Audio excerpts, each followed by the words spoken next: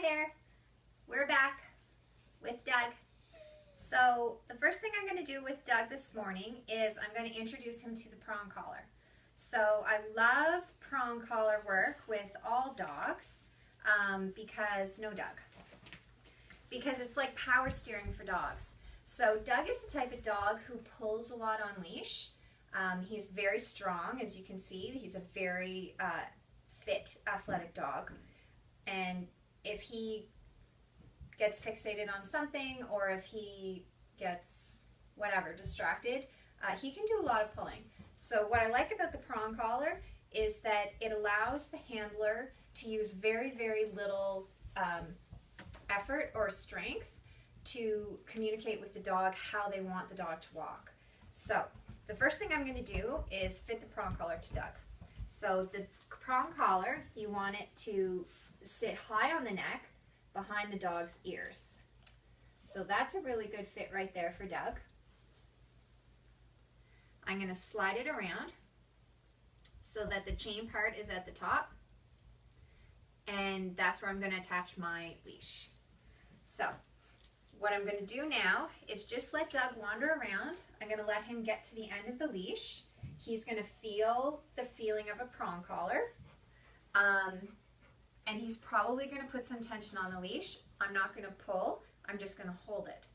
And when he comes towards me, putting slack in the leash, then I'm also going to provide slack. This is what we call the prong collar dance. So it's just a very gentle, slow way of getting the dog used to a new collar.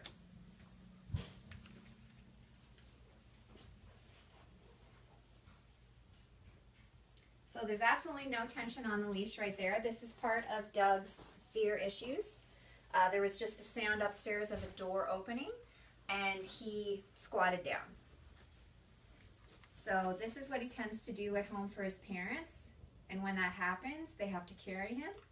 So we're going to try to get him through this so that life will be a lot easier for mom and dad, and they won't have to carry this big boy everywhere.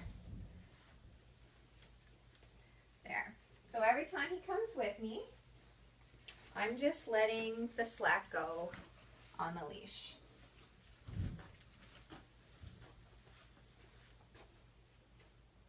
So there, the leash is tight. He's pulling. I simply hold it. I'm only holding it with 2 fingers, and I'm just going to wait. This can sometimes take a while.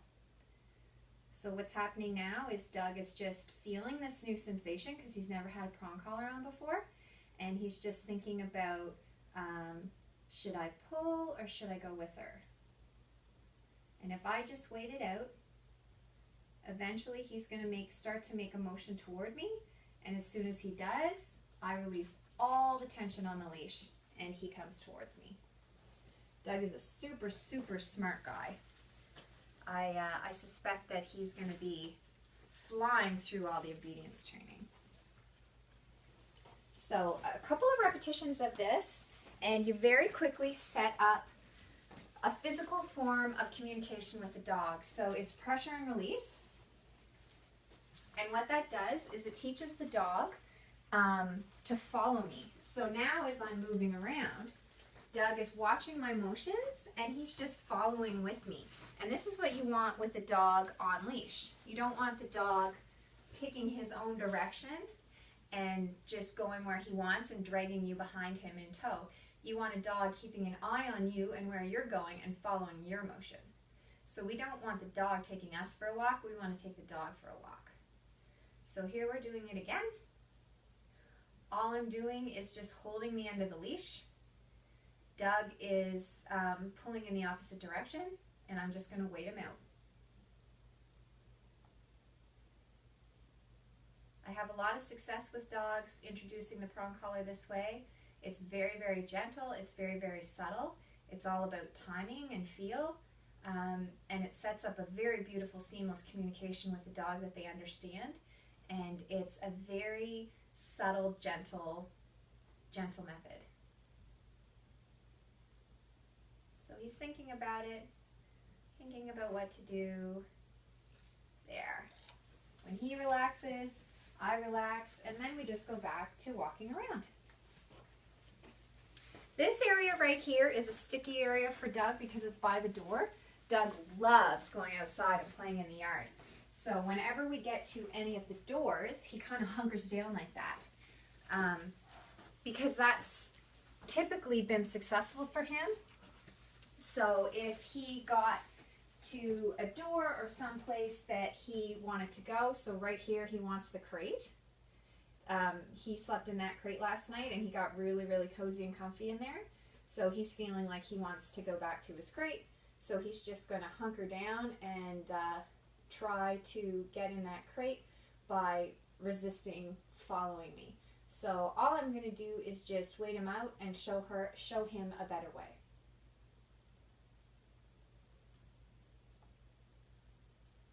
So when you're doing prong collar work, there's really nothing abrupt or sharp or harsh about it. It's very, very gentle, and it is literally a dance. So it's the gentlest form of pressure and release. It's a back and forth communication between me and the dog. I don't know if you could see that, but that was just the slightest relaxation of his muscles. So I gave back on the leash. Any little bit that Doug gives me, I'm going to give back because I really, really want to encourage him to work with me instead of against me. Now, he's not working against me out of any sort of bad place. He literally doesn't know what else to do. When he gets worried about stuff, this is just what he does. It's who he is. But we just want to show him a new way, a better way of dealing with that fear. So I'm going to introduce a lot of structure, give Doug a lot of instruction. So I'm going to tell Doug every step of the way, I'm with you. This is where I want you to be. This is how I want you to walk. I got your back. Whoops, lost a shoe. I'm always going to tell you what is expected from you, so you never have to worry about it. I find a lot of dogs like Doug who do struggle with fear. They do amazingly well when they have steady communication and constant instructions. So it's kind of like if you were working at your job and you had a boss who never told you what your job was or what he wanted you to do, right? So you go into work every day. Some people, it wouldn't matter. They'd be like, woohoo, this is great. I'm getting my paycheck and I can do whatever I want. But for other people, they would get really, really worried about it. I know before, when I've been doing things and I have a deadline to do, if there aren't very clear instructions about what I need to accomplish by that deadline, it can be very stressful. So the same is true for dogs. Without instruction, some dogs get incredibly stressed out, and they show it in different ways. So one of the ways that Doug is showing it to us is by this hunkering down, this not moving. You know, it may look like protest, but it's not. It's just he doesn't know what else to do. It's just been what he's been doing for a while. It's a learned habit, a learned behavior, so we're just going to teach him a better way. So again, I'm just waiting him out. He's wanting to follow a smell and go forward, and I asked him to turn. So I'm just going to hold the leash. I'm not applying any pressure. Doug is pulling on me. I'm just not moving. And when he relaxes and turns towards me, like that, tiny, tiny bit of relaxation, I gave some on the leash too.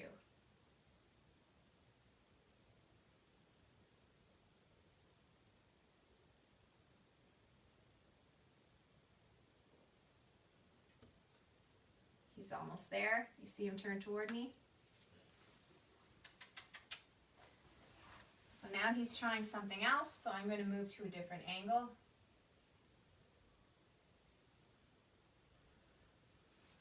Good boy, Doug. And away we go again.